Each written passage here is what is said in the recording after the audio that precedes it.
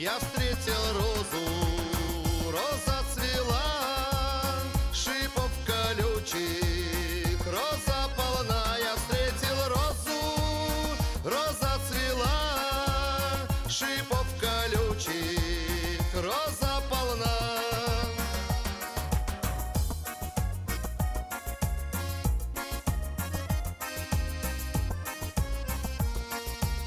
Сказал я розе, я в сад вернусь, на этой розе я и женюсь. Сказал я розе, я в сад вернусь, на этой розе я и женюсь. Сказал я розе, я в сад вернусь, на этой розе я и женюсь.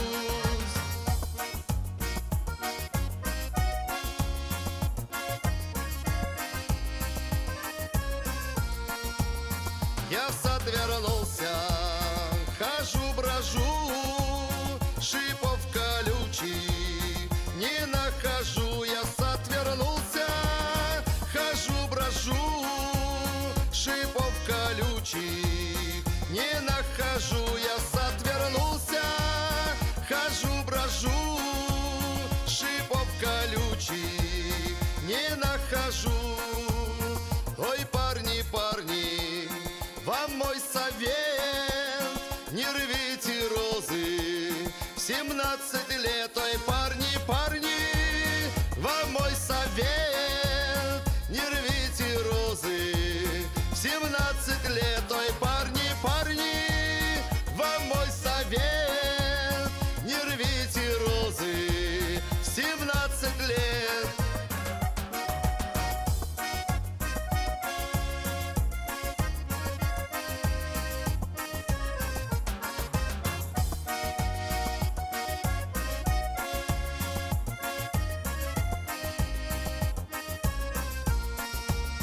Розы прекрасны, розы нежны, их ароматы нам всем нужны. Розы прекрасны, розы нежны, их ароматы нам всем нужны. Розы прекрасны, розы нежны, их ароматы нам всем нужны. Розы прекрасны, розы нежны, их ароматы нам всем нужны. Розы прекрасны, розы нежны, их ароматы нам всем нужны.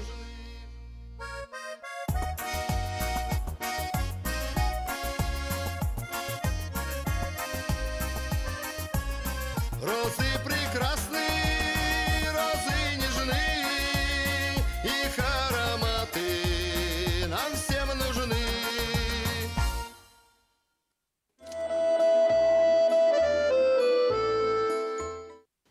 Здравствуйте, дорогие наши телезрители. Мы начали очередную передачу по письмам. Прозвучала песня «Я встретил розу» в исполнении Эдуарда Обухова. Вот совсем недавно были две программы с его участием, и сразу пошли письма. И вот одно из этих писем, оно меня просто так тронуло. Его написала Галина Викторовна из Кыштыма. Я решил фамилию не называть, потому что оно очень личное, хотя Галина Викторовна меня ни о чем не просила, чтобы я там не читал, что-то такое. Нет, вот слушаем. Это письмо пишу уже много лет. Я, честно говоря, растерялся, когда прочитал это предложение, но вот потом вы поймете. Но никак не могла его послать. А почему? Только сегодня, благодаря вашей передаче, решилась написать. Вы были правы насчет розы Эдуарда Обухова. Не поверите, даже нос защемило и немного стало жаль ту встречу, которую ждала столько лет, а мне-то было всего 17 лет. И он сказал, вернее, предложил сломать шипы с этой розы. Я отказалась, и вот теперь я жалею об этом, потому что это была первая любовь. Потом он уехал в Челябинск учиться, потом в Нижний Тагил работать. И так мы с ним не виделись с тех пор. И вот совсем недавно я узнала, что он живет один с сыном. Я решилась поздравить его, вот слушайте дальше, с 75-летием. И пожелать долгих лет, в общем, всего самого хорошего. Представляете, вот Галина Викторовна, она это чувство пронесла через всю жизнь, десятки лет. И попросила его поздравить с юбилеем, назвала его имя Маричев Владимир Афанасьевич. Мы с удовольствием это делаем. Я встретил розу, уже вы послушали. Я думаю, с удовольствием. Я надеюсь и верю, что еще не одно подобное письмо мы получим в нашу программу. Писем много, просто вот их, как всегда, горы отовсюду, самые разные. Вот Лидия Михайловна Коноплина из поселка Горячий Ключ Иркутской области также, значит, отмечает передачи с Эдуардом Обуховым, пишет, что это прямо вот для нее были сделаны эти передачи. Хотя понятно, что мы для всех это делали, рассуждает о своей предрасположенности к народной музыке и говорит, наверное, это гены. Да, это без всякой шутки, это так и есть. Передаются из поколения в поколение не только черты характера или болезни, но и вот отношение к народной музыке. Поэтому у вас все нормально. Вот очень большое, очень такое позитивное, доброе, я бы даже сказал, местами веселое письмо написала Старченко Вера Андреевна из села Коротоусой Актюбинской области Казахстана. В общем, тут много всего хорошего, интересного. Поздравляет еще с днями рождения своих дочерей Светлану и Татьяну и зятя Князькина Николая, что мы и делаем. Много тут хорошего. Просит не отправлять в отпуск песни. Говорит, пусть они звучат много раз, нам они нравятся. Ну, я даже сам не знаю, что делать с этим. Много других очень хороших писем. Тут и всякие советы, пожелания, стихи, песни, чего только нет. А недавно я, значит, в общем, случайно пообщался с глухими из Всероссийского общества глухих и с удивлением узнал, что они, оказывается, смотрят нашу передачу. Я так недоуменно спросил, как вы их слушаете. Оказывается, через наушники по вибрации они ощущают мелодию и очень просят, чтобы мы давали песни караоке, им слова нужны. Я пообещал, что мы это будем иногда делать. И вот сейчас, я думаю, вы все с удовольствием послушаете великолепную песню «Облепиха» из репертуара нашего славного ансамбля Митрофановна. Вот как раз это будет песня караоке. Смотрим. Налились янтарным цветом облепихи ягоды. Мне с тобою, бабье лето, объясниться надо бы. Спела ягода и дразня осень тихую, облепила ты меня облепихою, облепила ты меня облепихою.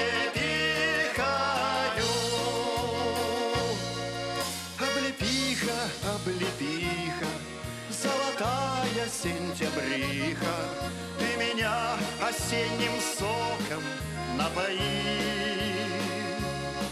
Ты скажи мне тихо-тихо, облепиха, облепиха, не твоя ли это ягода любви?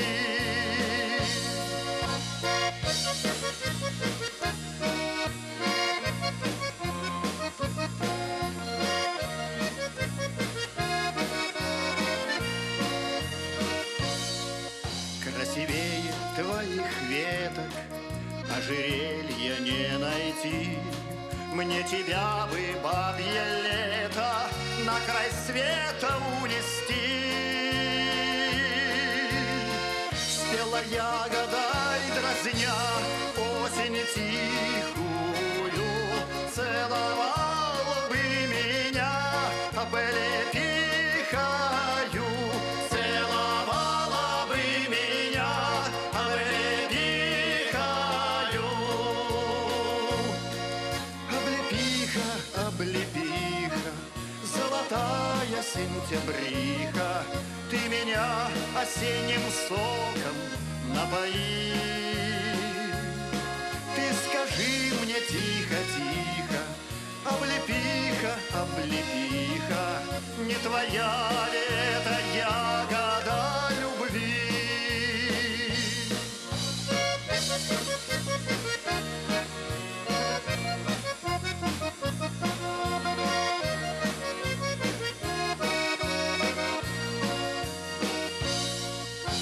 когда все будет спето, белый саван упадет к нам с тобою, бабье лето, расставание придет.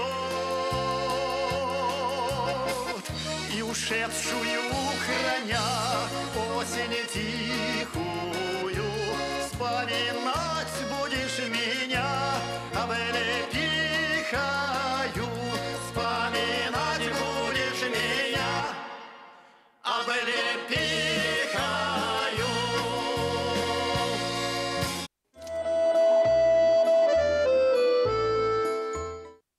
Держу в руках огромную пачку писем. Вот нашего оператора Михаила Удалова я прошу показать, вот сколько их здесь. Я их даже связал, чтобы они не разлетелись. Это все письма пришли в адрес Виктора и Светланы Холиных.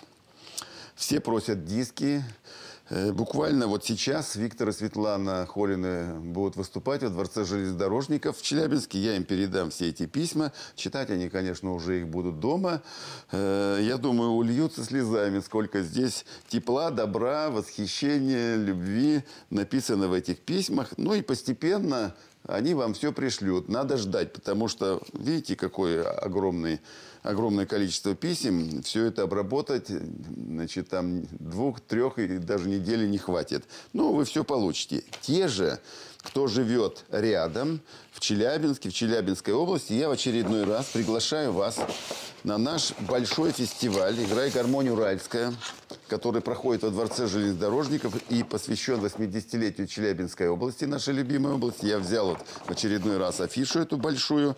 Фестиваль уже заканчивается. Осталось нам немного мероприятий, но зато вы увидите и услышите замечательные таланты, и «Золотую десятку», и Виктора и Светлану Холиных, и «Уральскую гармонь», и «Ветку сирени», и так далее, и так далее. Поэтому берите с собой друзей, родственников, соседей и все во Дворец железнодорожников на гармонь. А там вы увидите все наши диски. Мы их выпустили очень много, больше 30 различных дисков. И смотреть, и слушать, в общем, все это для вас. Естественно, что вот письма мы передадим.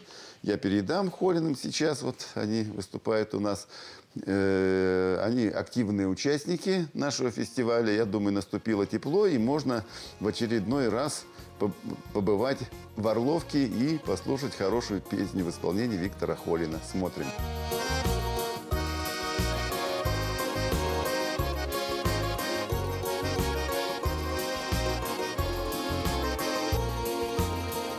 В вышитой сорочке ворот нараспашку, выйдет синий вечер погулять в луга. Там, где крик сорочий, где над мокрой пашей зори словно свечи в дымке берега.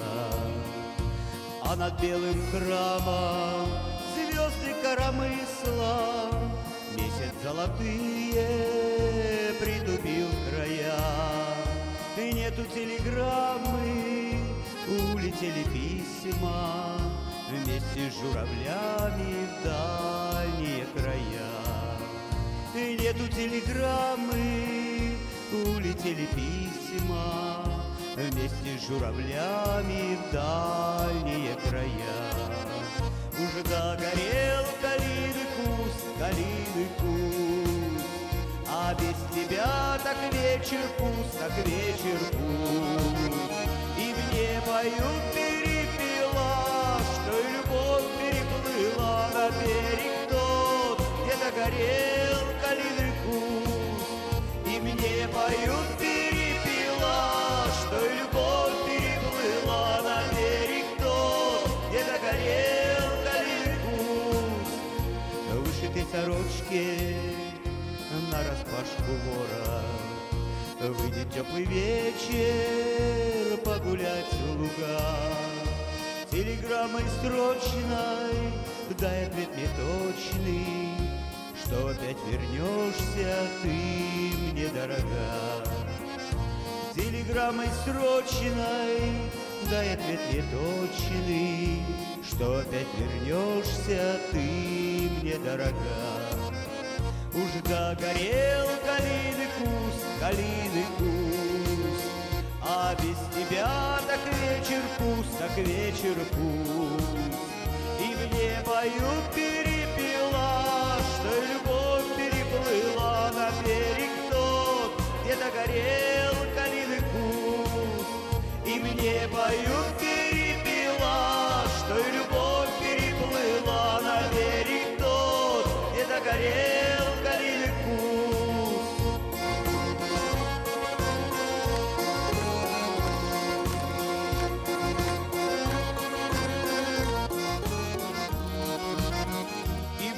Поют перепела, что любовь переплыла на берег тот, где-то горел калины куст. И мне поют перепела, что любовь переплыла на берег тот, где-то горел калины куст.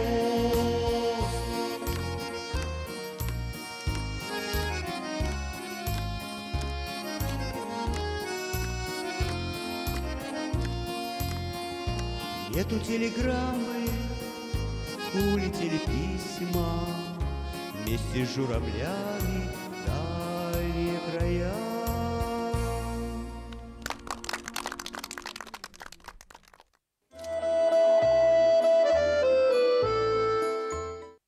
И последнее традиционное.